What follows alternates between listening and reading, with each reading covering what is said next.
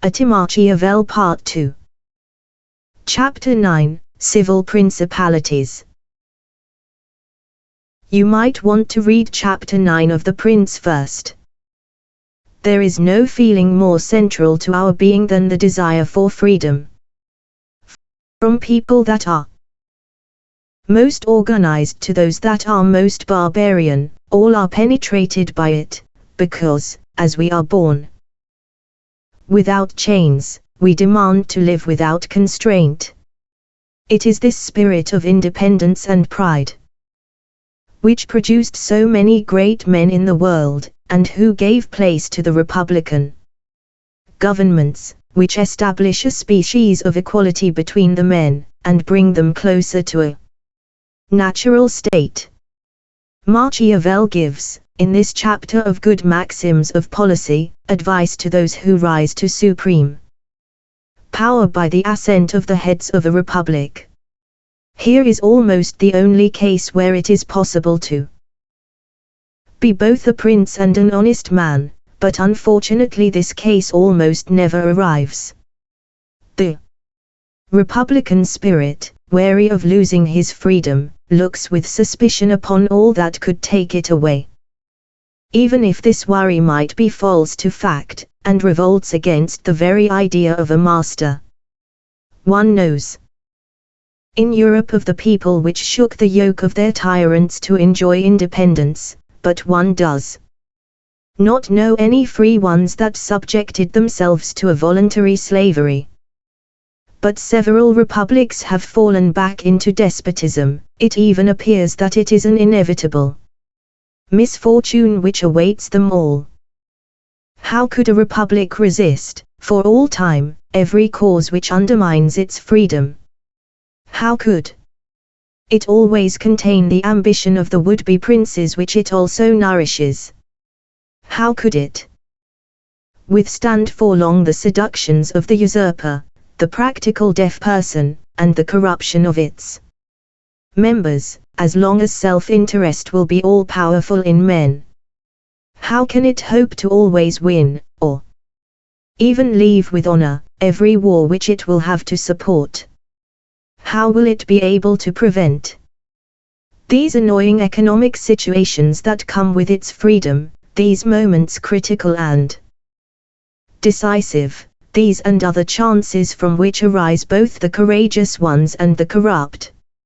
If the troops are ordered by loose and timid heads, it will become the prey of its enemies, and if they have as the head of their soldiers men that are vigorous and bold, these same men, after having been vital in the war, will be dangerous in peace. Almost all of the republics rose from of the pit of tyranny to the roof of freedom, and, after sinking back, almost all have echoes of this earlier freedom in their new slavery. Those same Athenians who, in the time of Demosthenes, threw out Philip of Macedonia, crawled in front of Alexander.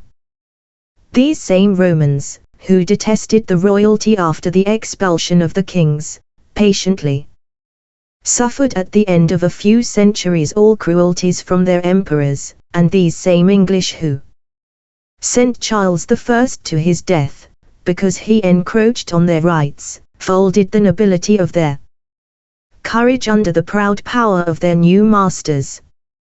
These are thus not histories of republics which gave themselves masters by their free choice, but of new and especially alert tyrants, helped of some economic situation advantageous to them, who subjected the people against their will.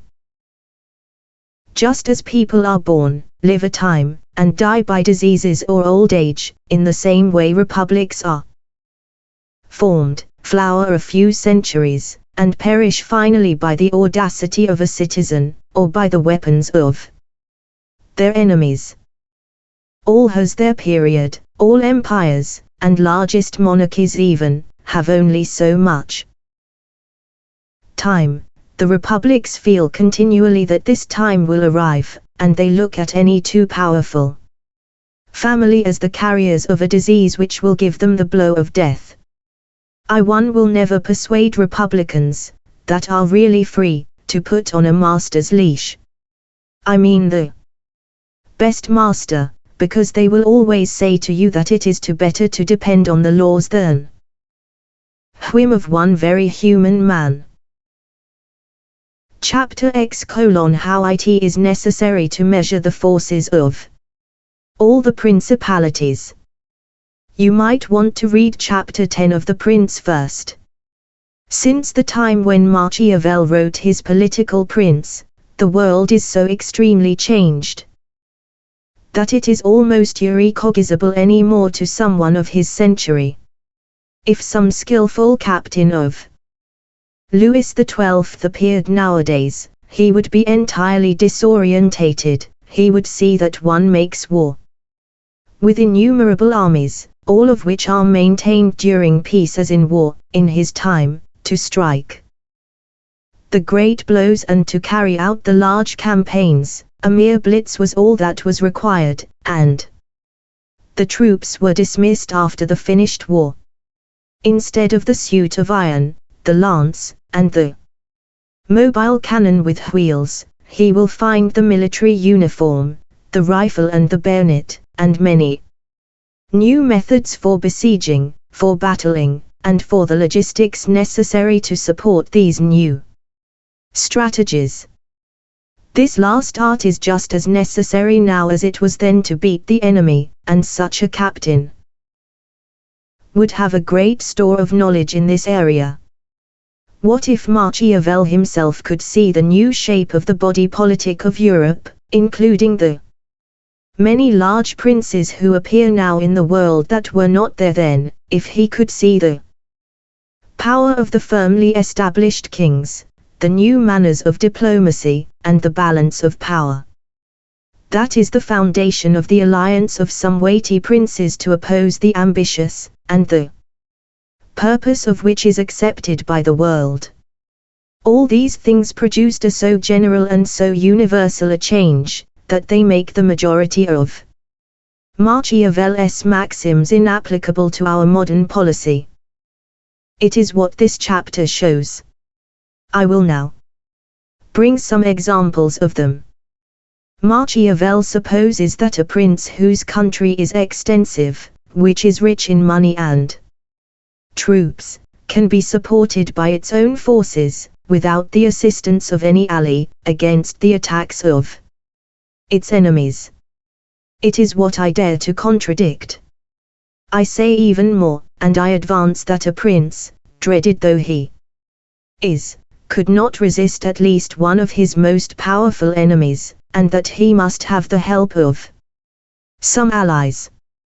If the most formidable, the most powerful prince of Europe, Louis XIV, finds himself on the point of succumbing in the War of the Spanish Succession, and if a change of alliance can add to his strength in such an amount so as to overpower his enemy, the Sun King, the sovereign, who has declared the nation of France to be himself, would negotiate a treaty of alliance very quickly. One says, and this is repeated without much reflection, that the treaties are useless, since all points of the bargain are almost never honored, and that princes are not more scrupulous in these matters in our century than in any other. I answer those who think this, that I do not doubt that they cannot find examples of both old and current princes who did not fill their commitments exactly, but this does not change the fact that it is always very advantageous to make treaties. Allies that you make could be as much your enemy as your helper, but you can always reduce your commitments to an exact neutrality. Machiavel speaks then about the Principii, of the sovereigns in miniature, who having only small states, cannot put an army in the field. The author dwells much on what they must do to strengthen their capital, in order to be locked up there with their troops in times of war. The Italian princes, about which Machiavel speaks, are only hermaphrodites, half sovereign and half-private individual. They play the role of the Grand Lord only with their servants. Some better advice to them would be, this seems to me, to deflate the grand opinion which they have of their size, of the extreme veneration that they have for their old and illustrious people, and of the proof zeal that they have for their armory. The judicious person knows that it is good to appear in the world only as a lord who governs well without this zeal, to put aside the stilts on which their pride climbs up, to maintain at most only one guard sufficient to drive out the robbers of their castle, in case their imperious poverty has left enough of their subjects sufficiently famished to go to their imperator on a grand crusade to seek the holy food, and to put aside the rampart, the wall, and all that would give the appearance of a fortified mighty town to their residents. Here are the reasons.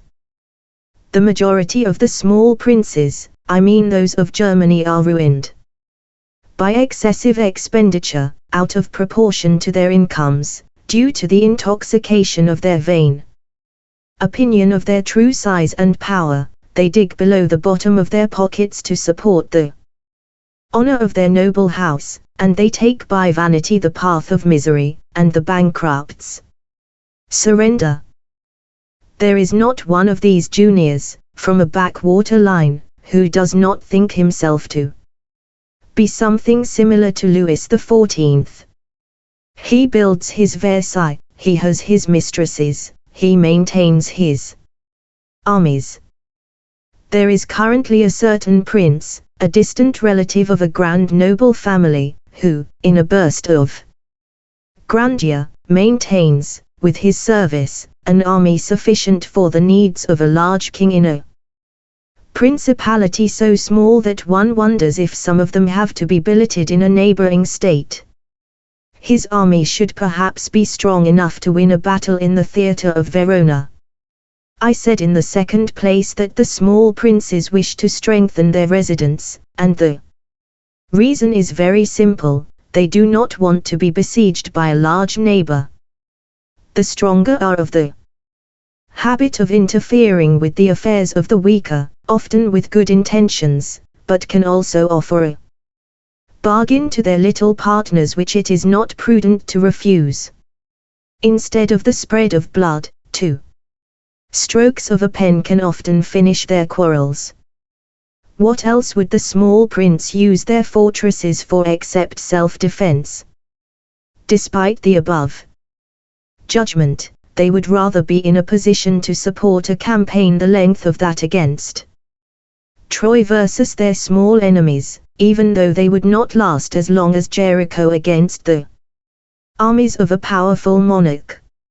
If a large war is fought in their vicinity, they must remain neutral, or be completely ruined, and if they embrace the party of one of the belligerent powers, their capital merely becomes an outpost of its prince. The description that Machiavel gives us of the imperial cities of East Germany is very different from what they are now. A detonator would be enough, and even a mere explosion from the emperor's mouth, to fell these cities. They are all poorly fortified, the majority with old walls, flanked in some places by large towers, and surrounded by ditches that collapsed grounds have almost entirely filled. They have few troops, and those which are there, are badly disciplined. Their officers are mostly the rejects of Germany, or old people who are not any more in a position to be useful. Some of the imperial cities have a rather good artillery, but that would not be enough to oppose the emperor, who has the habit of making them rather often smell their weakness. In a word, to make war, to fight battles, to attack or defend the fortresses, is only the business of the large sovereigns, and those which want to imitate them without having their power, resemble hers. That which make the noise of the thunder and believe themselves to be Jupiter. If you came from chapter 20, you can return there. Chapter 11, Ecclesiastical Principalities. You might want to read Chapter 11 of the Prince first. I do not see battles in the ancient history of priests who become sovereign. It seems to me that, of all the people of which we have any knowledge at all, however little, there are only the Jews, which had a succession of despotic pontiffs.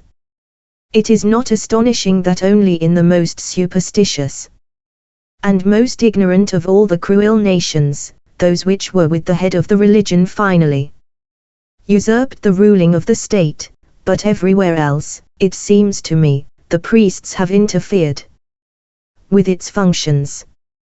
They sacrificed, they received wages, they had some prerogatives, but they neither informed nor controlled, and it is, I believe, because they had neither dogmas for dividing the people, nor the power to twist the ones they had. There was never on their premises a war of religion. When Europe in the decline of the Roman Empire, it was an anarchy of barbarians. All was divided into 1,000 small sovereignties, many bishops were made princes, and it was the Bishop of Rome which gave the example. It seems that under these ecclesiastical governments the people had rather happy lives, because of the elective princes, the princes raised with their sovereignty in an enlightened age, princes whose limited powers, like those of the ecclesiastics, confine them to managing their subjects, to treating them gently, if not by religion, then at least by policy. It is certain, however, that no countries see more begging than those of the priests. It is there that one can see a touching table of all human miseries, not of the poor, that the liberality and alms of the sovereigns attract to their principality, or those repugnant ones who stick to the rich person, and who crawl when following opulence, but the spiritual starvelings, that the charity of their sovereign deprives of the necessary spine to prevent corruption and the abuses that the people have a habit of overlooking when times are good. Undoubtedly, the laws of Sparta, where the money was defended, is the source of the principles upon which the majority of these ecclesiastical governments are based, except for this difference. The prelates tax private wealth very progressively. Happy, they say, are the poor, because they will inherit the kingdom of heaven, and as they want everyone to be saved, they take special care to make everyone poor. Nothing should be more edifying than the history of the heads of the church and the vicars of Christ. One tells oneself that examples of irreproachable and holy manners will be found. It is all the opposite, however. There are only obscenities, abominations, and sources of scandal, and one could not read the life of the popes without hating more than once their cruelties and their faithlessness. One sees there the holy ambition applied to increase their temporal and spiritual power, their occupational avarice passing the goods to the people in their families, to enrich their nephews, their mistresses, or their bastard, the son that ecclesiastical law says they have no right to. Those who are unreflective will find it surprising that the people suffer this sovereign oppression with docility and patience, that they do not open the eyes to the defects and excesses of the ecclesiastics, and that they endure of a beardless face what they would not suffer from a crowned face of laurels. This phenomenon appears less strange to those which know the capacity of superstition in the average person, and of fanaticism in the human spirit. They know that religion is an old machine, which will never disappear, one which was used from time immemorial to ensure the fidelity of the people, and to apply a brake on the innate impulsivity of human reason. They know that the theologian's catalogue of errors can make men's minds more penetrating, and that there is nothing more humanizing than the policy that puts heaven and hell, God and devil, above us all, one that we must consider when pursuing our intentions. As well, it is true that even religion, this purest source of all our goods, often becomes, by a too deplorable abuse, the origin and the principle of our evils. The author notices, very judiciously, what contributed most to the rise of the saint-in-chief. He gives, as the principal example of it, the skillful control of Alexander VI, of this pontiff who pushed cruelty and ambition to enormous excess, and whose knowledge of justice dovetailed quite peaceably with his own interest. If it is true that he is one of the more soulless men which ever wore the tiara, that is to say the one who strengthened the temporal power of the papacy the most, then what does one have to think of the heroes of Machiavel? His praise to heaven of Leo X is the conclusion of this chapter. The ambition, the vices and the irreligion of this pope are rather known, thanks to a certain German monk. Machiavel does not praise Leo for those qualities, but courts him. Such sovereigns deserve such courtiers.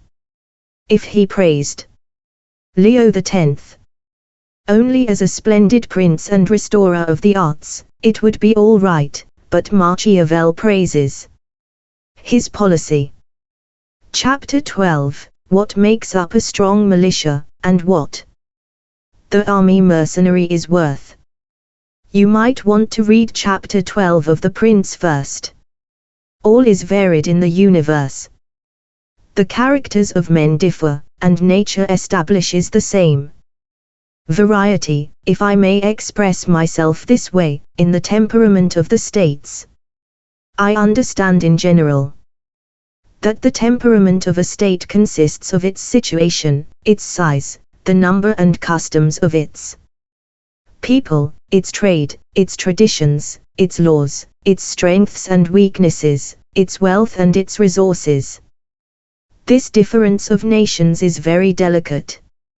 It is also infinite, when one digs down into all the details, and, just as the doctors do not have any magic potion which can cure all diseases, and given these above complexities, councils of statecraft could not prescribe general rules, whose application can be used in all shapes of government.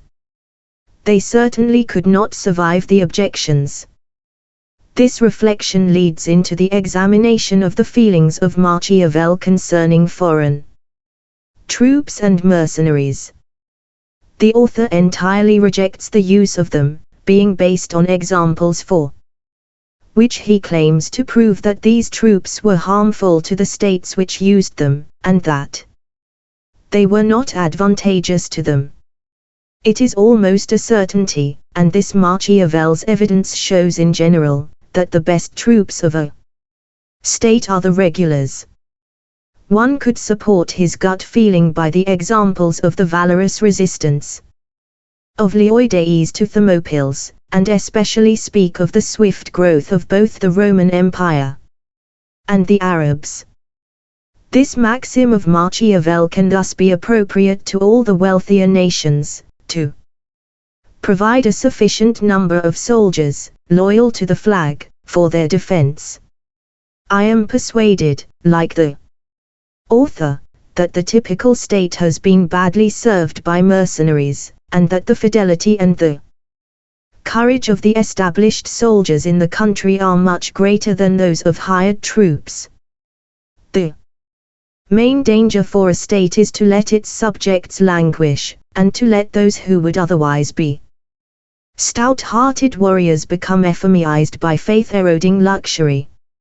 In time, this weariness of the world of war, and ignorance of what it takes to be a soldier, will make their neighbors much happier and friendlier. The reader might have noted that the state which is born in civil war has a strength infinitely above any enemy of a similar size, because all its citizens are soldiers in that war, merit, independent of favor, will flourish, and all the nation's talent for war will develop. This is the greatest of all war games, and the men that have gone through it will later deploy great skill and courage.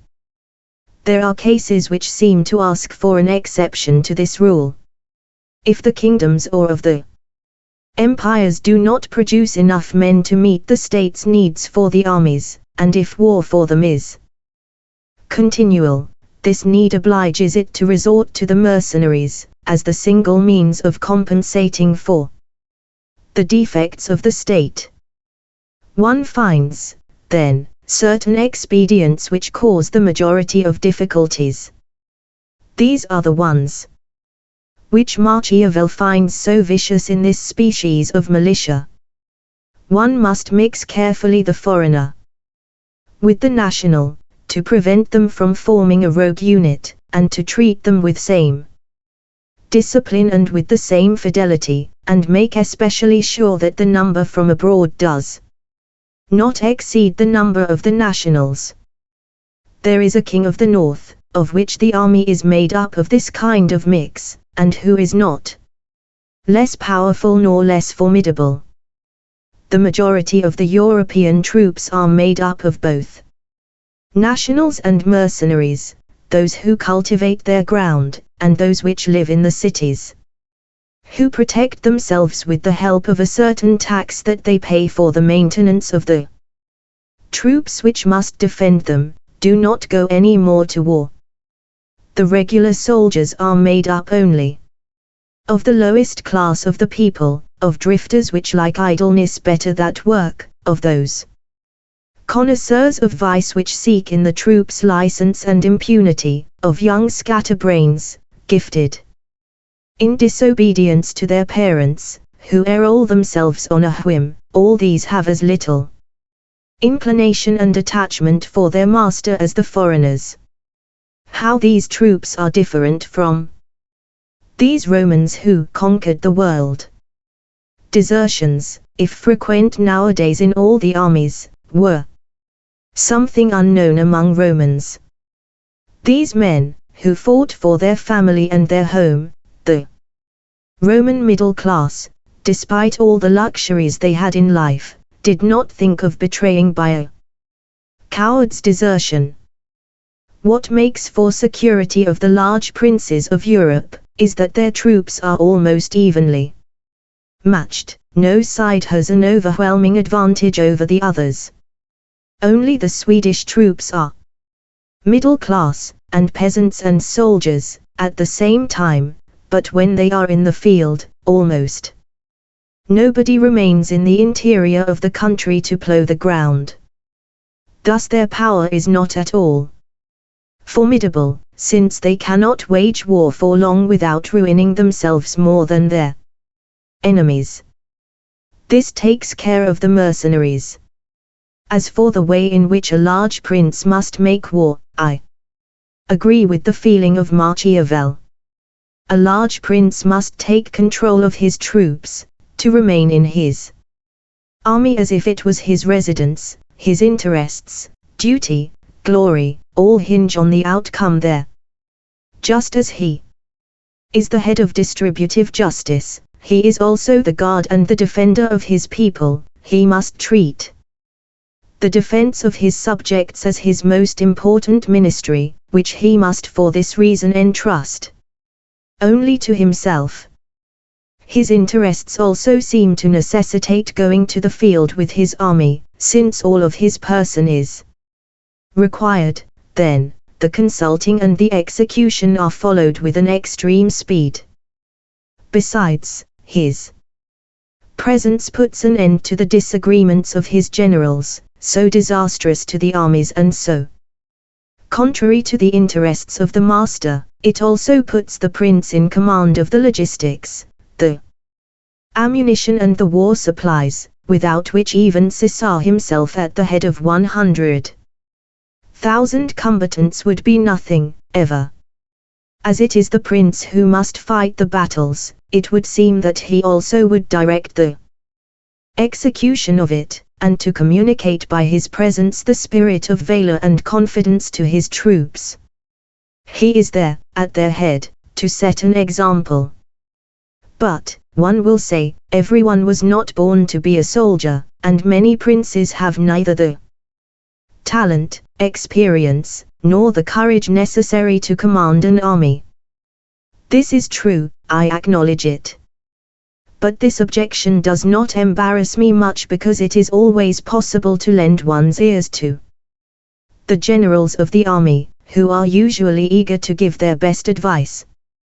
The prince has only to take this advice, and the war itself will be always run better than if the generals are under the supervision of a ministry, which might not understand the army, whose staff can have agendas of their own, and often puts the more skillful general out to pasture to bolster its own capacity.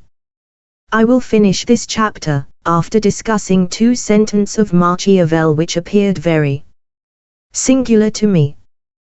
The Venetians had found, in Carmagola, a most valiant and skillful leader when, under his command, they defeated the Duke of Milan, but when they saw him slack in carrying on the war, they made up their minds that no further victories were to be had under him. Because they feared losing what they had gained, they could not discharge him, they were forced to put him to death. I have to admit that I lack the fineness of mind to understand why rulers that kill one of their formerly good generals do not deserve the label of betrayers, poisoners, or assassins. We can see how this professor of criminology sees a worthy course of study in word laundering, to make the guiltiest actions sound innocent by softening the terms. The Greeks had the habit of using paraphrases when they spoke about death, because they could not face without a secret horror the terrors of their demise. Machiavel paraphrases crimes because his heart may have revolted against his spirit. He does not quite have the courage to put the execrable morals that he teaches into a form suitable for certification as a textbook.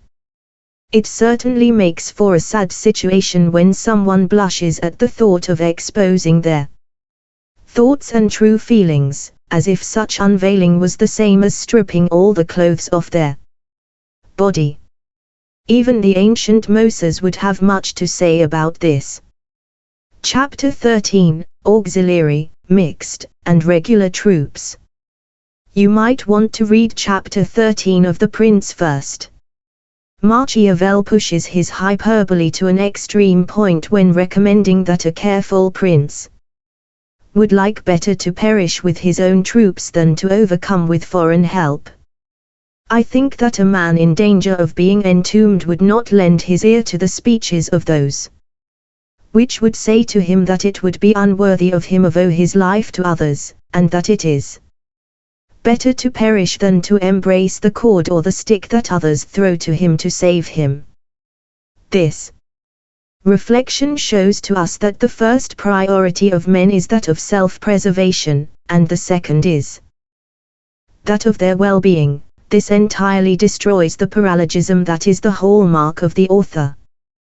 By looking further into this maxim of Machiavel, one will perhaps find that it is only extreme jealousy which is enough to inspire the princes. It is, however, the jealousy of these same princes towards their generals or auxiliaries that makes them impatient, afraid to share their glory, to consider these very prejudicial to their interests.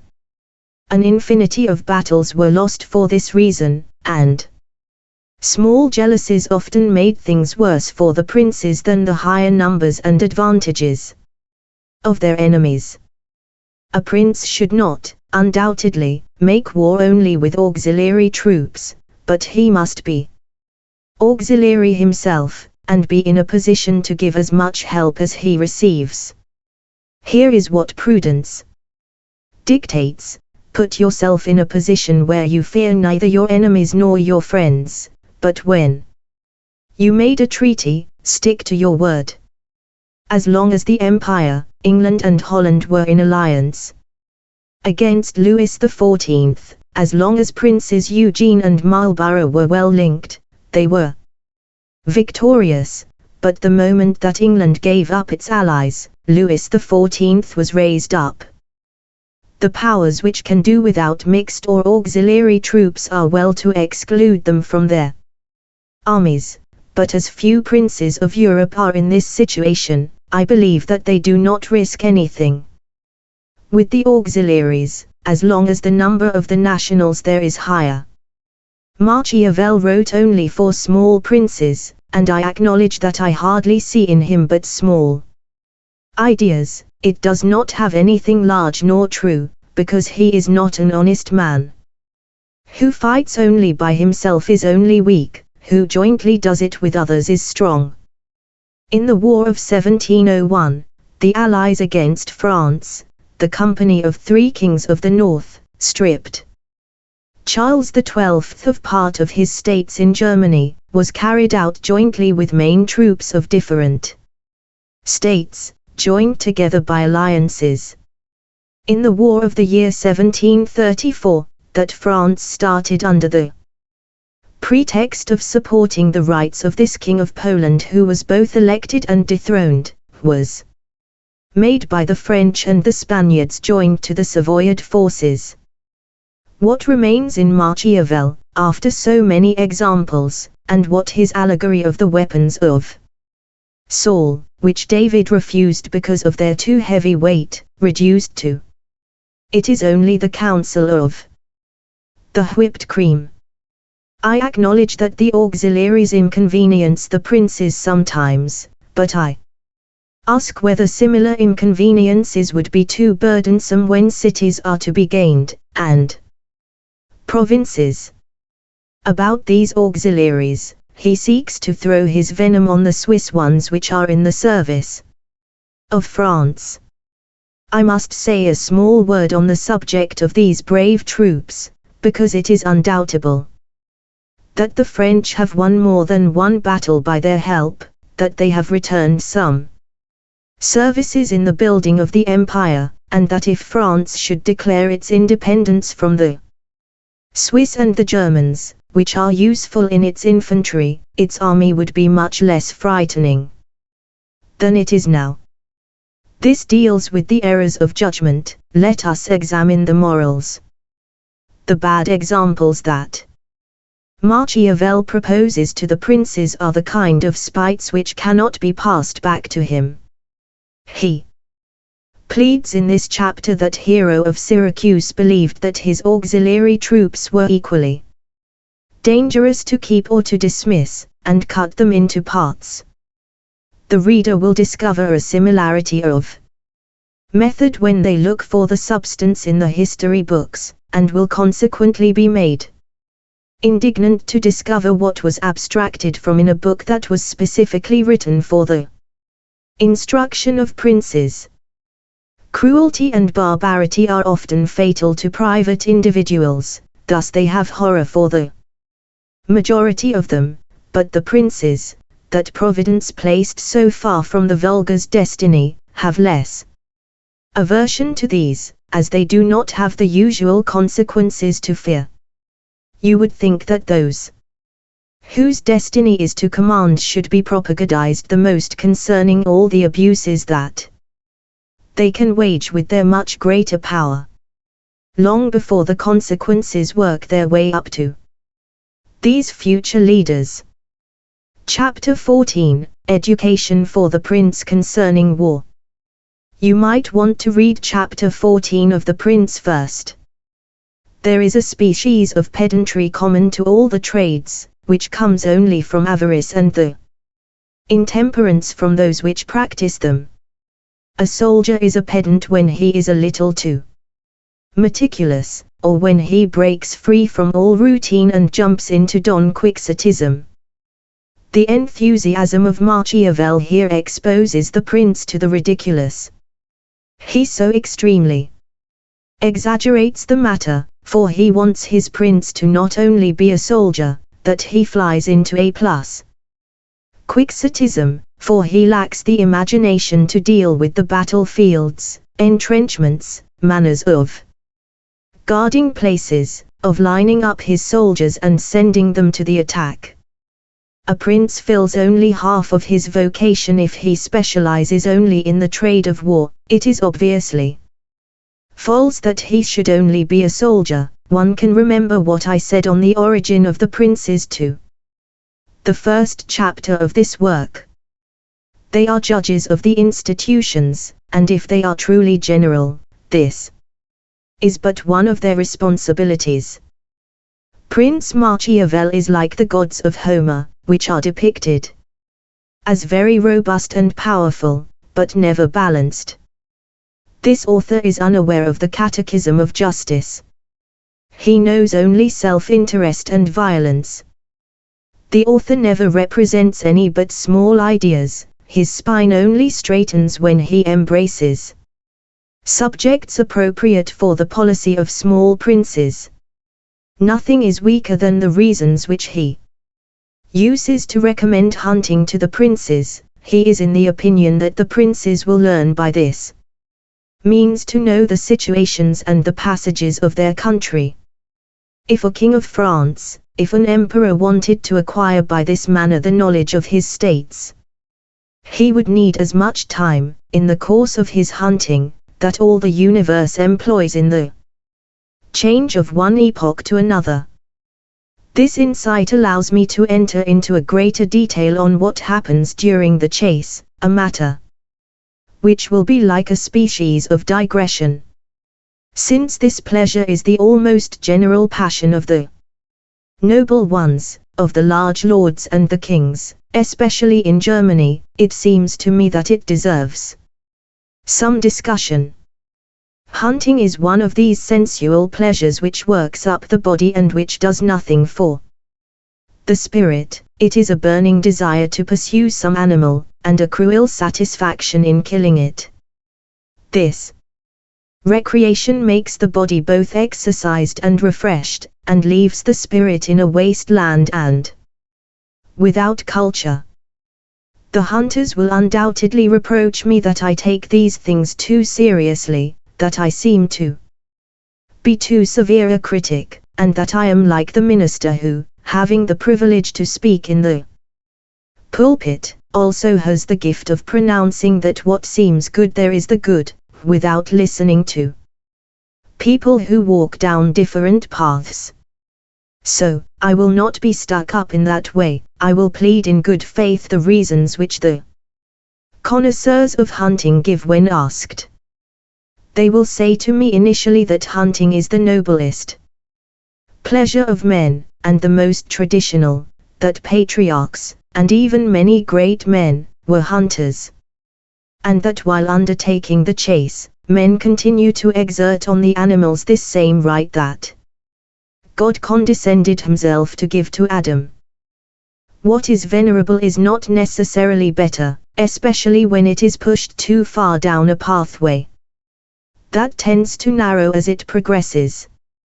Great men were impassioned for hunting, I acknowledge it. They too have both weaknesses and foibles. It might be better for us to imitate their strengths, not their pettiness. The patriarchs chased, this is truth. Just as it is true that they married their sisters, and that polygamy was respected in their time. Good patriarchs that indulged in the chase lived in cruel centuries. They were very coarse and very ignorant. They was idle people whose leisure turned into an annoyance.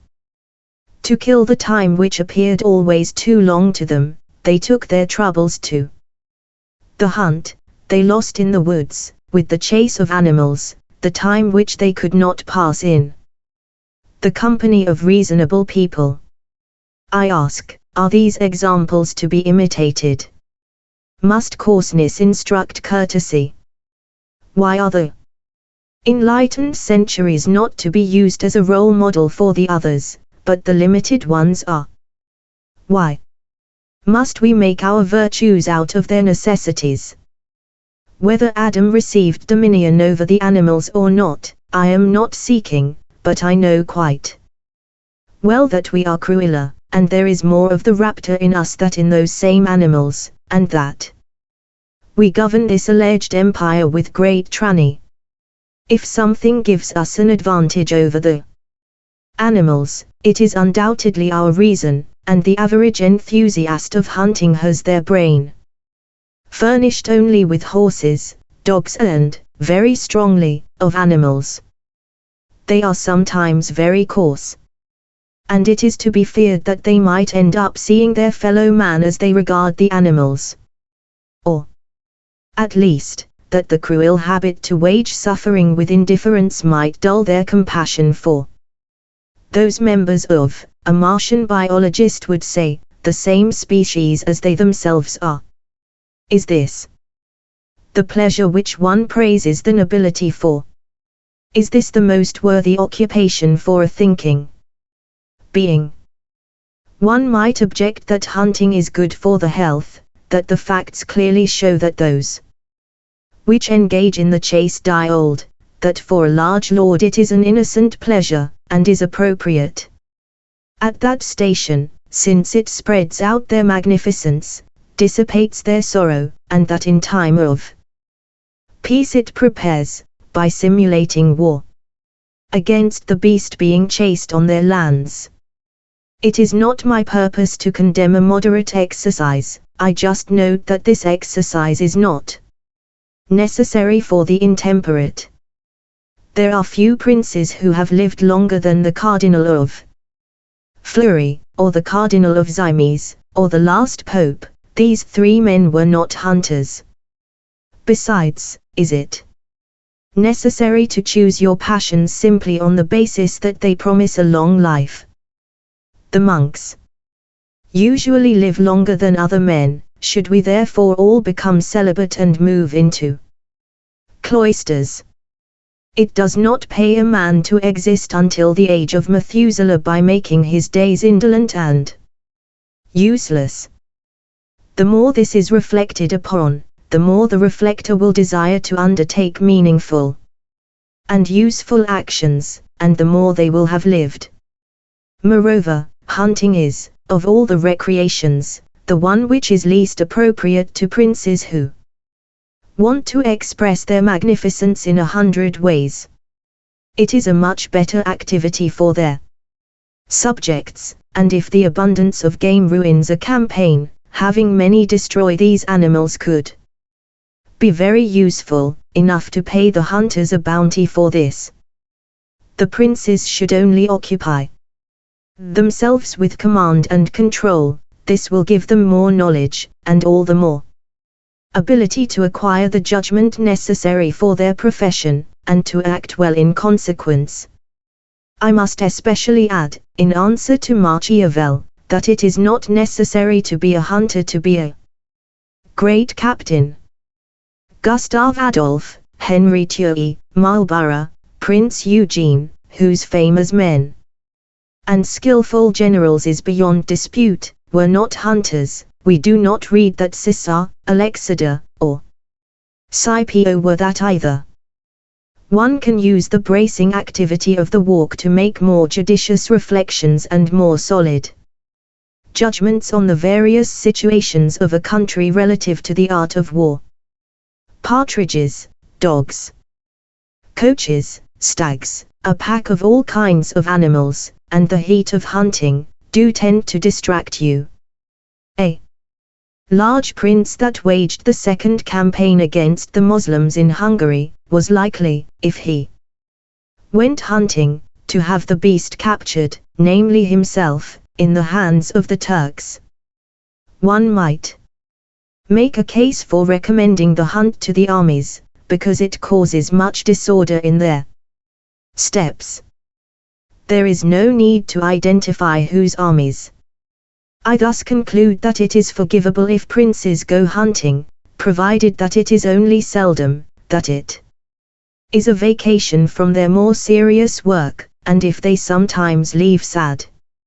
I do not want to prohibit or prescribe any honest pleasure, but to hone the care necessary to control wisely, to make the state flourish, to protect its subjects, to see successes in all the nation, is undoubtedly the greatest pleasure of the man in charge of the state. Those that prefer others cannot be very happy in their work. Chapter 15. What makes men, and especially princes, praised or blamed?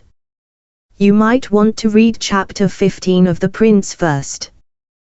The painters and the historians have this in common between them: they must both copy nature.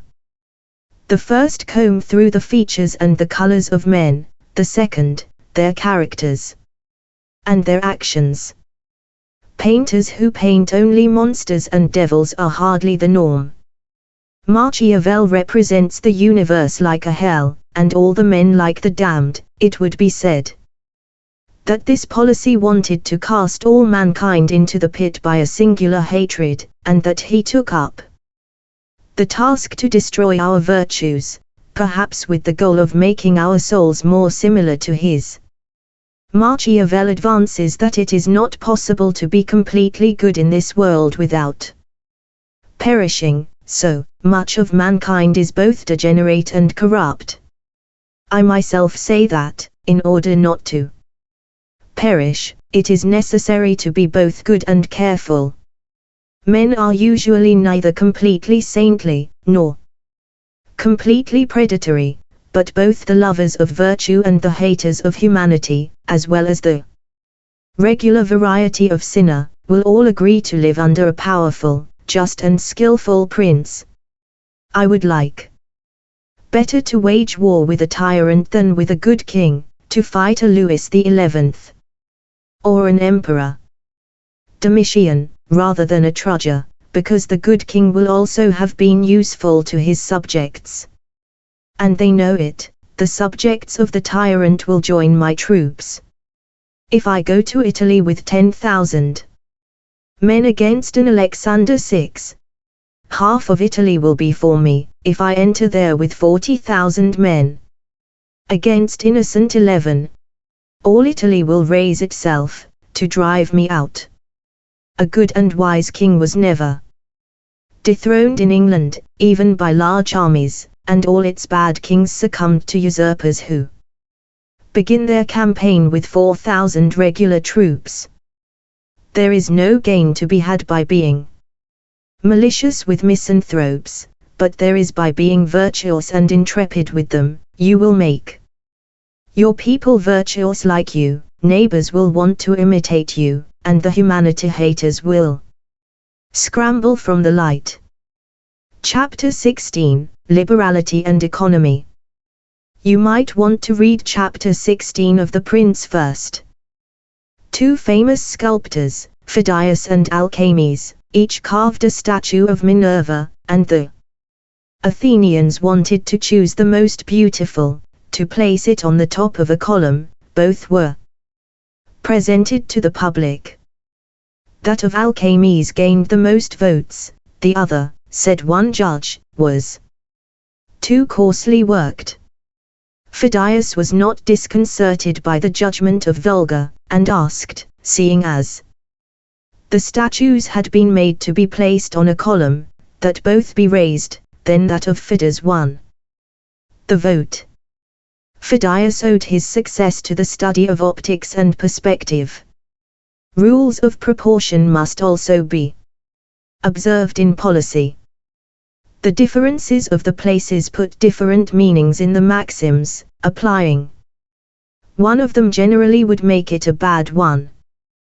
What would be admirable for a large kingdom would not be appropriate for a small state. The luxury which is born from abundance and which makes the riches circulate through all the veins of a state, makes a large kingdom flower. It is this kind of principality which both maintains industry, and multiplies the needs of the poor.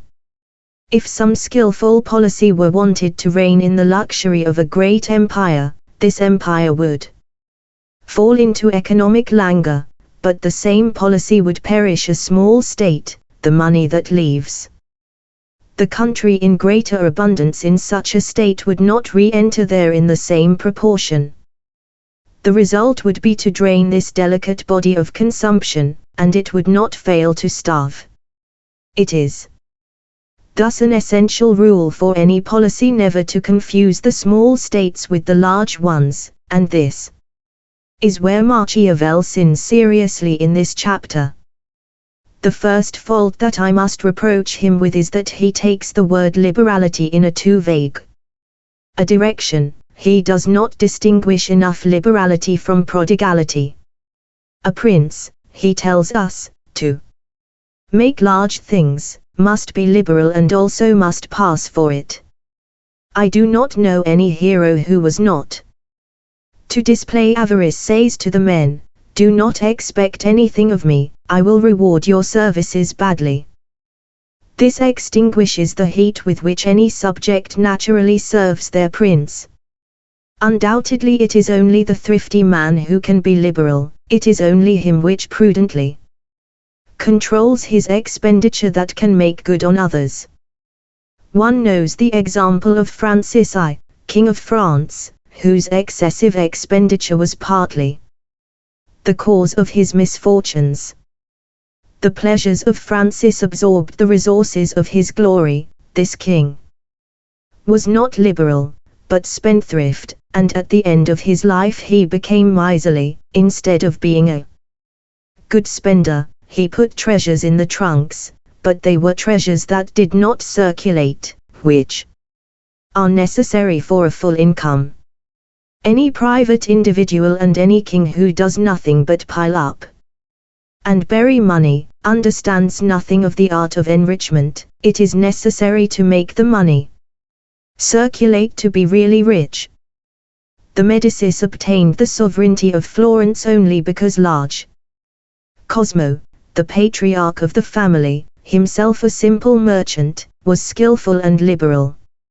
Very miserly is a narrow genius, and I believe that the Cardinal of Retz is right when he says that in the great affairs of state one never should look at his money. The sovereign thus puts himself in a position to acquire much of it by supporting the trade and manufactures of his subjects, so that he will have a much fatter chest in the future, and will be liked and esteemed, provided he does not become a waster by overspending. Machiavel says that liberality will make the prince contemptible. Here is the statecraft of a usurer. But this is how a private man must speak when he mixes with princes to give lessons to them. Chapter 17, Cruelty and Clemency, and if it is to be better to be loved than feared. You might want to read chapter 17 of The Prince first. The most invaluable deposit which is entrusted between the hands of the princes is the life of their subjects. Their load gives them the capacity to condemn the lawbreakers to death or to forgive them. They are the supreme referees of justice. The good princes look at this much sought after capacity as the heaviest weight of their crown. They know that they are as much men as those who they must judge. They know that wrongs, injustices, insults can be repaired in this world, but that a death sentence which is either unjust or simply mistaken is an irrevocable evil. They only become severe to avoid a more annoying rigor. They would see if they act differently. They make these sad resolutions only in some extreme cases. The process is similar to that where a man sees that one of his members is gangrenous. In spite of the tenderness which he has for his own skin, he resolves to cut this part of his body off, to guarantee and to save, at least by this painful operation, the remainder of his body. Machiavel brings nothing but whimsy to these so grave, therefore serious, therefore significant things. In his lessons, the life of the men is counted for nothing. Interest, this only God whom he adores, is counted for all. He prefers cruelty to leniency, and he advises young men, fresh into adulthood, to be more callous than all others. The trophy they are told to seek is the reputation of being cruel. They are torturers who place the heroes of Machiavel on the throne, and who maintain them there. Cesar Borgia is the hero of this policy when his former servant seeks examples of cruelty. Machiavel quotes some words that Virgil puts in the mouth of Dido, but this quotation has no context to be taken out of. Virgil makes Dido speak in the same way that somebody else can makes Jocasta speak in the tragedy of Oedipus. The poet tries to put words in the mouths of these characters that are appropriate for drama. It is thus not the authority of Dido, nor the authority of Jocasta, which one can borrow in a book of policy. One needs the example of the great ones, the virtuous ones, the real ones. Machiavel's policy recommends especially the rigor of severity towards the troops. He opposes the indulgence of Scipio to the severity of Habel. And Machiavel prefers the Carthaginian to the Roman, and concludes immediately that this rigor is the motor of command and discipline, and consequently the source of an army's triumph. Machiavel does not act in good faith on this occasion, because he chooses Scipio, the softest of all the generals regarding discipline, compares him to Habel, and supports severity. I acknowledge that the command of an army cannot be held without severity. How else can the libertines, the cruel, the immoral, the cowards, the overly bold, the coarse and mechanical animals be kept at their duty if the fear of punishment does not stop them? All that I request on this subject from Machiavel is of moderation. It is true that the leniency of an honest man can degrade into overkindness. Wisdom shows that severity cannot be dispensed with altogether. But this severity in its rigor is like that of a skillful sailor. One does not see him cutting the sails, nor the ropes, of his vessel when the hatches need to be battened down thereby the imminent danger of exposure to the storm or the typhoon. There are occasions where it is necessary to be severe, but never cruel. I would like better, in battle, to be loved by my soldiers, not feared. I come now to his most specious argument.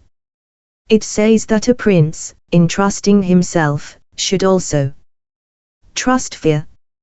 It makes him less vulnerable to being manipulated by his subjects, because the majority of the men are prone to ingratitude, fickleness, lying, cowardice and avarice, and that the prince's love of his subjects is a yoke of dependency, that the mischievousness and the lowness of mankind will make him very gullible, and that fear of the punishment ensures far better that their duties will be observed, that acquiring men's benevolence makes them masters over you, but inducing fear makes you master over them. Thus, a careful prince should depend on himself rather than others.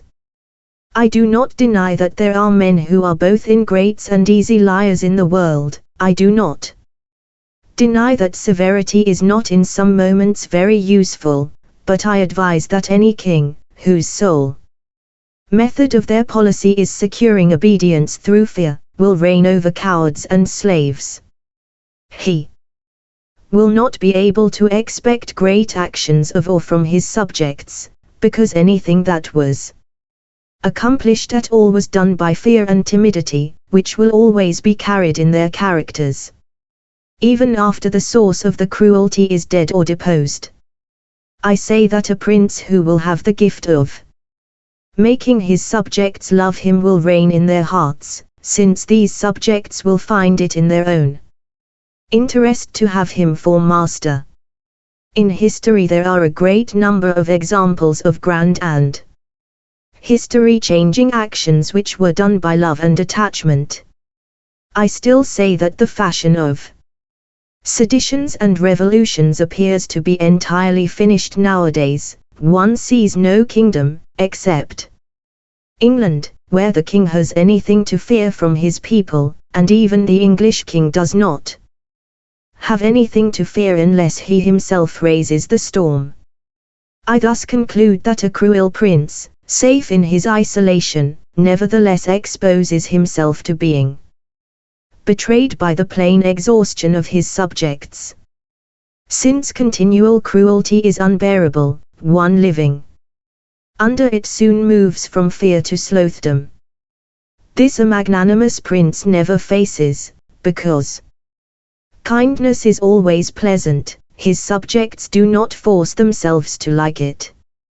It should thus be wished, for the happiness of the world, that the prince is no good, without being too indulgent, so that kindness was always to them a virtue, and never a weakness. Chapter 18. Should the princes keep their word?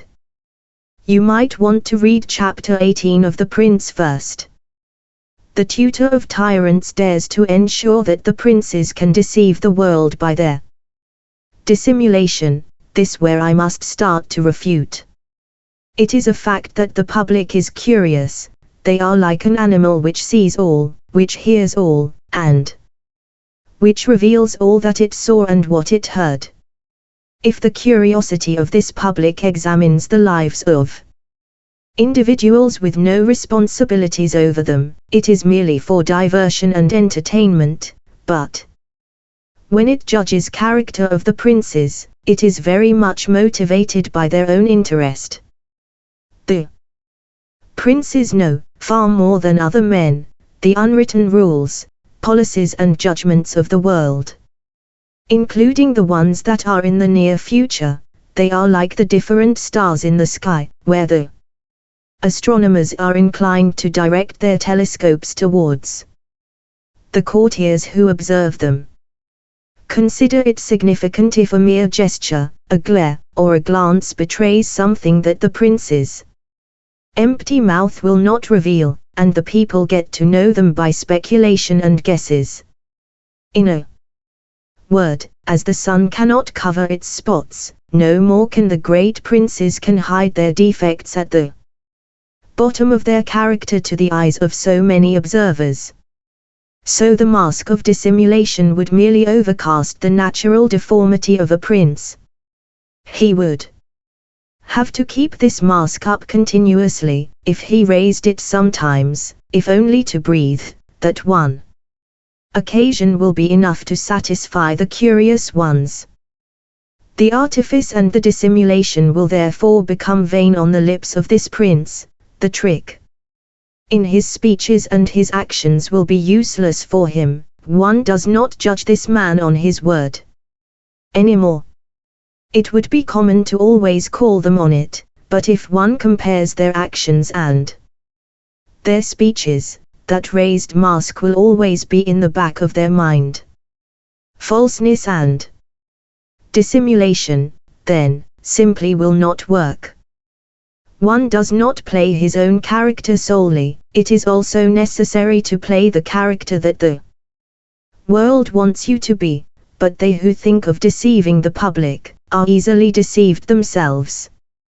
6th Kint, Philip II, Cromwell, had the reputation of hypocritical men and rule-benders, but never were thought of as virtuous. A prince, skillful that he is, cannot follow all the maxims of Machiavel to give the appearance of virtue to that who does not have it, by laundering crimes which are clean only for him, and those that are lulled to sleep by his image. Machiavel does not hold up better on the reasons which must carry the princes to cheating with hypocrisy. The clever and false application of the fable of the centaur does not conclude anything. If this centaur had half a human figure and half that of a horse, does it follow that the princes must be crafty and unrestrained? He must really desire well to push his catechism for crime, if he employs such weak arguments, and to seek evidence in the laboratory of fiction.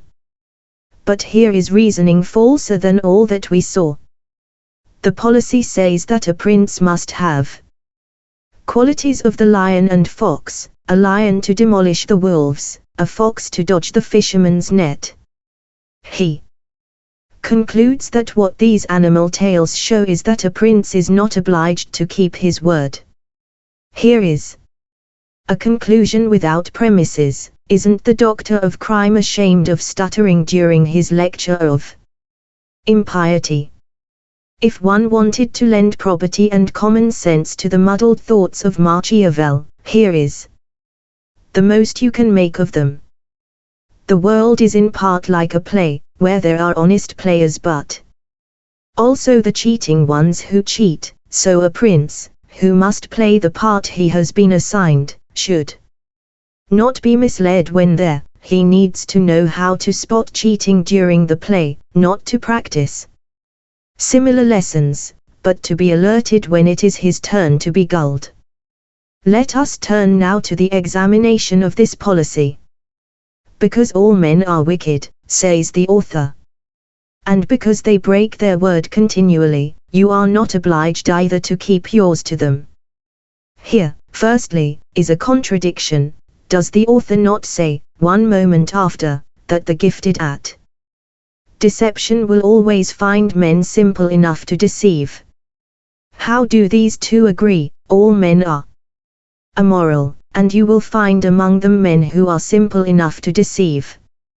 It is quite simply false that the world made up only of the immoral.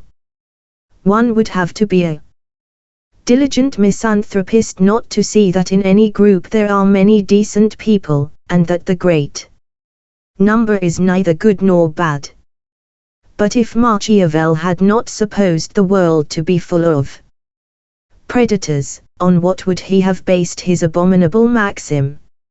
Even if we assume that men are as opportunistic as Machiavel wants them to be, it would however not follow that we must imitate them. Mr. Cartouche betrays, robs, assassinates. After much consultation foregone, I conclude from this that Cartouche is a criminal, that one must punish, and not that the judges should use him as a role model for their own conduct. If the world had little honor and virtue, said Charles the Wise, it would be in the princes that one should find the traces of them. After the author proves the need for the crime, he wants to encourage his disciples by making easier its commission. But men are so simple, he instructs us, and governed so absolutely by their present needs, that he who wishes to deceive will never fail in finding willing dupes. Which is reduced to this: your neighbor is dumb, and you are smart, therefore, it is necessary that you deceive him, because he is stupid. It is the syllogism for which the schoolboys of Machiavel have pledged allegiance to, and has them coiled to strike. The policy which, as a consequence of its reasoning, increases the ease of crime, promises then the happiness of perfidy. Who else would we see as proof of its practicality but the annoying one? Cesar Borgia, the top dog, the gold medal winner of the Amorality event, the keeper of the perfidity. This Cesar Borgia, the hero of Machiavel, was very effective at delivering the misery. Machiavel keeps speaking well of him on this occasion. It is necessary, given his starring role in this play, but from where it would have taken him except the criminal register, or the history of the bad popes and Neros. Machiavel assures us that Alexander VI, the falsest man and most impious pope of his time, always succeeds in his cheatings, because he knows perfectly the weakness of man, their credulity. I wish to assure the reader that this does not demonstrate the gullibility of man, but that some events and certain circumstances sometimes made a success of the intentions of this pope. The Contrast of the French and Spanish ambition, the disunion and the hatred of the noble families of Italy, the passions and the weakness of Louis XII, contributed especially to Alexander's success. Cheating is even provably dumb when it is pushed too far. I quote the authority of a great statesman, Don Luis de Haro, who said, of the Mazarin cardinal, that he had a great predictability. In his policy, he always wanted to mislead. This same Mazarin, wanting to employ M.D. Fabert in an embarrassing negotiation with the Marshal of Fabert, says to him, "Suffer to do it yourself. Monseigneur, I refuse to mislead the Duke of Savoy, more especially as the matter concerns only a trifle. I have made it in the world as an honest man, thus I hold my property for an occasion where the fortunes of France itself would be swayed. I do not speak in this moment about honesty or virtue, but am considering only the interest of the princes. I say that it is a very bad policy on their part to be cheating, and to deceive the world. They deceive only one time, and then lose the confidence of all." Lately, a certain power had declared in a proclamation how it was to conduct itself, and later acted in a directly opposite way. I declare that this stratagem is a blow sufficient to entirely alienate others' confidence. The more this advice is followed closely, the coarser the student becomes. The Roman Church, to avoid a similar trap, has fixed the date of qualification for being numbered among the saints at 100 years after their death.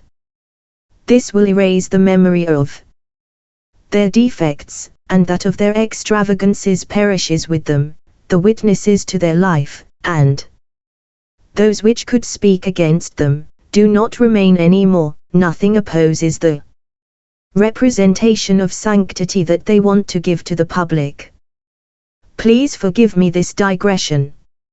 I know full well that there are annoying compulsions, where a prince cannot prevent himself from breaking his treaties and his alliances, but he must separate as an honest man from his allies, give them sufficient notice or warning, and, especially, never use those ends that the safety of his people and an emergency need does not justify.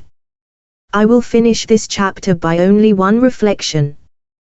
One can't help but notice the kind of servant whose defects merit praise from the hands of Machiavel. It wants the typical king made a born liar.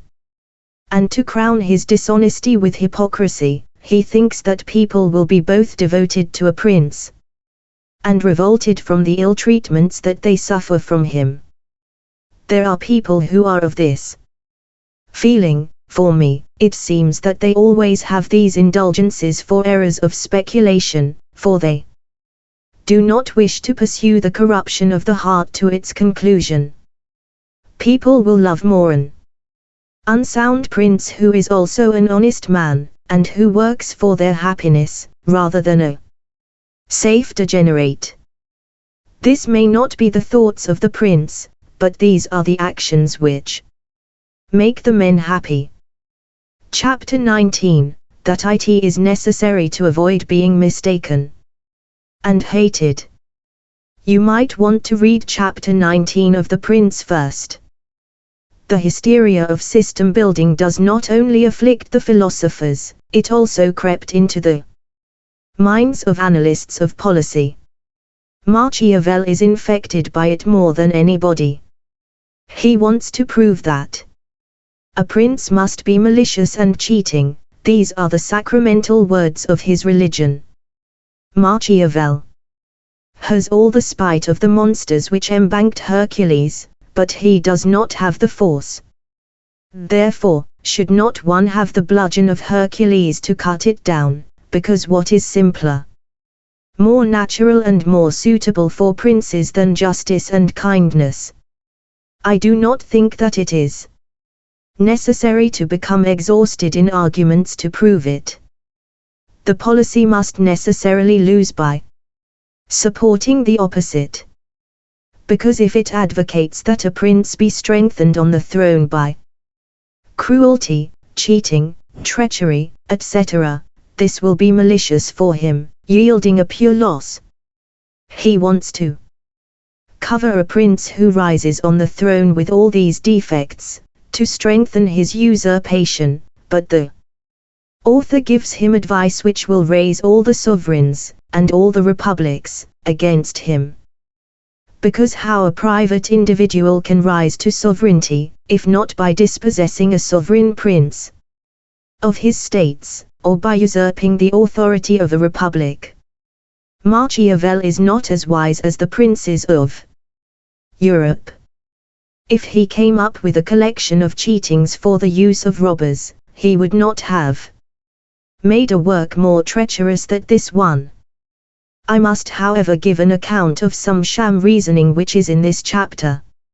Machiavel claims that what makes a prince odious, is when he seizes wrongfully the goods of his subjects, and making an attempt on the honor of their wives, breaking the 9th and 10th commandments.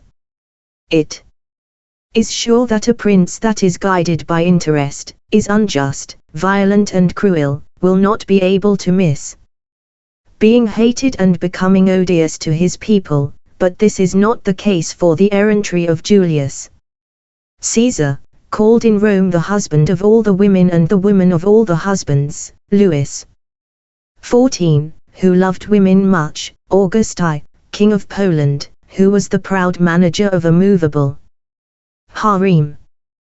These princes did not know hatred because of their loves, and if Caesar was assassinated, if Roman freedom inserted so many daggers in his side, it was because of Caesar's talent at usurpation, not because of his talent in seduction.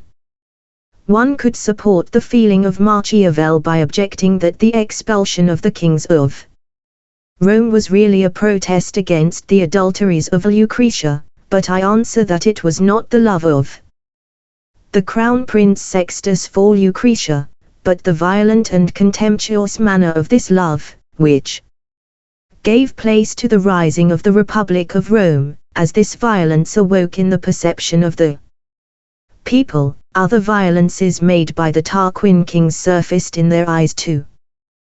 The Romans then carried out their revenge for all of these crimes.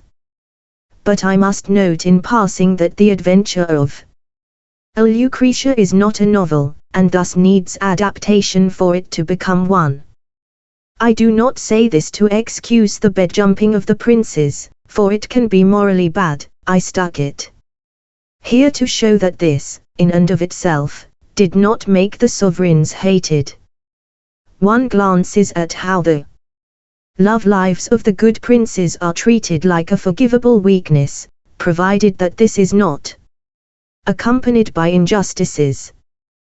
One can make love like Louis XIV, Charles II of England, like King Augustus, but one should imitate neither Nero nor David.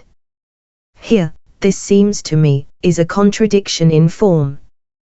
The prince who inspires such an opinion of himself is greatly esteemed, and against one who is greatly esteemed conspiracy is difficult, and in Chapter 17 the author notes, since love and fear can hardly exist together, if we must choose between them, it is far better to be feared than loved. Since his being loved depends upon his subjects, while his being feared depends upon himself, a wise prince should build on what is his own, and not on what rests with others. Which of both is the true feeling of the author? He speaks the language of oracles, the patter, it should be said in passing, of the cheating ones. I must say, on this occasion, that conspiracies and assassinations are almost gone from the world. The princes are safe on this account. These crimes are yesterday's, but Machiavel's analysis of them is very good. there is at most only the fanaticism of some ecclesiastics to worry about, which can commit such a terrible crime only by using their fanaticism. Among the good things that Machiavel identified at the time of the conspiracies, there are some which turn bad in his mouth, like so. I say that the conspirator has to face distrust, jealousy, and dread of punishment, which deter him, while on the side of the prince there are the laws, the majesty of the throne, the protection of friends, and of the government to defend him, to which if the general goodwill of the people are added, it is hardly possible that any should be rash enough to conspire. It seems to me that the political author might not show the best form by speaking about the laws, for his general plan advises only interest, cruelty, despotism and usurpation. Machiavel here makes like the Protestants, who use gladly the arguments of the skeptics to fight the transubstantiation of the Catholics, and then use the same arguments they heard from the Catholics to fight the skeptics themselves. Machiavel thus advises with the princes to cultivate goodwill, to stay their hand for this reason, and to also win the benevolence of the surviving nobles and of the people. He is right to advise them to discharge on two others the masterstrokes that could attract the hatred of one of these two estates, and to establish, for this purpose, the magistrates, judges between the people and the nobles. He points to the government of France as an excellent model of this. The friend of despotism and of usurpation of authority now approves of the power that the parliaments of France had in the nation's distant past. It seems to me that if there is a government which one could nowadays propose as the model of wisdom, it would be that of England. There, the Parliament is the referee between the people and the king, and the king has all the capacity to make good but little to make evil. Machiavel then enters a great discussion on the life of the Roman emperors, from Marcus Aurelius to the two Gordians, ending with their immediate predecessor Maximinus. He allots the cause of these frequent changes to the venality of the empire, but this is not the only cause there. Caligula, Claudius, Nero, Galba, Otho, Vitellius met a disastrous end without having bought Rome. Like Didius Julius, venality was the final reason to assassinate the emperors, but the true bottom was the shape of government there. The Praetorian Guards became like the Mamilus in Egypt, the Jaesaries in Turkey, the Streltsy in Moscow, but Constantine broke the Praetorian Guard. Skillfully, it was the misfortunes of the empire which exposed its masters to assassination and poisoning. I will notice that the bad emperors perished violently, but Theodosius died in his bed, and Justinian lived a happy 84 years.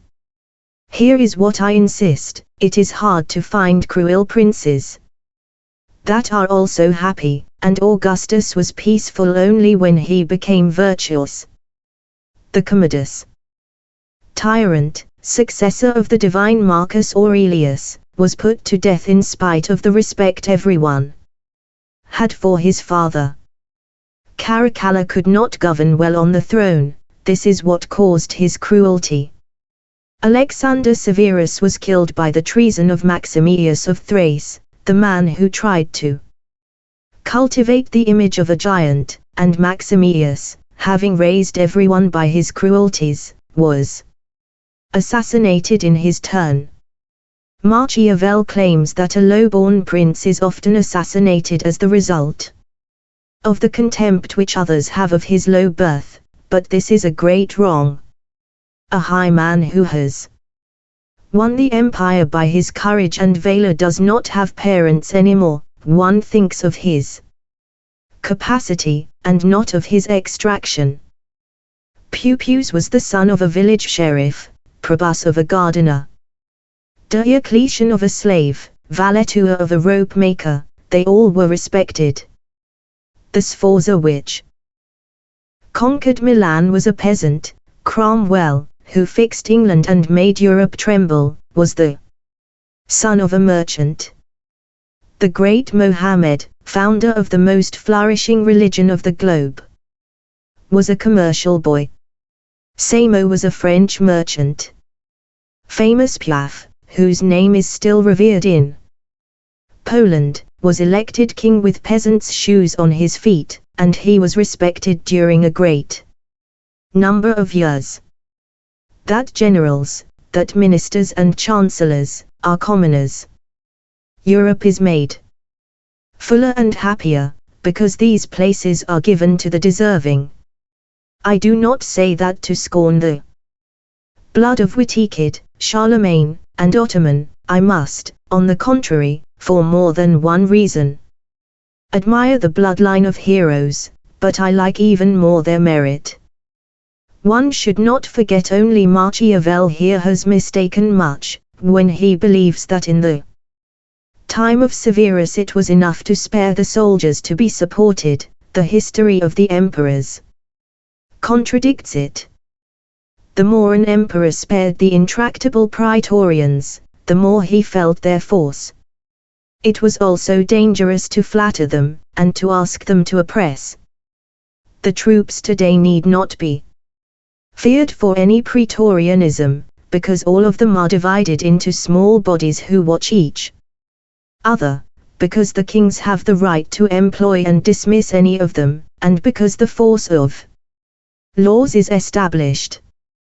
The Turkish emperors are not exposed to the chalk line, because they do not know yet how to make use of this policy. The Turks are slaves of the Sultan, and the Sultan is the slave of the Janissaries. In Christian Europe, the princes know well that favoring one unit at the expense of all others only causes disastrous jealousies and independent interests. The role model of Severus, suggested by Machiavel for those who would rise with the empire, is thus quite as bad as that of Marcus Aurelius is advantageous for them, possibly.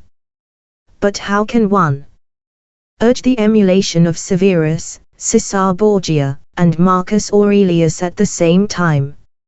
It would join together wisdom and the purest virtue with the most dreadful opportunism.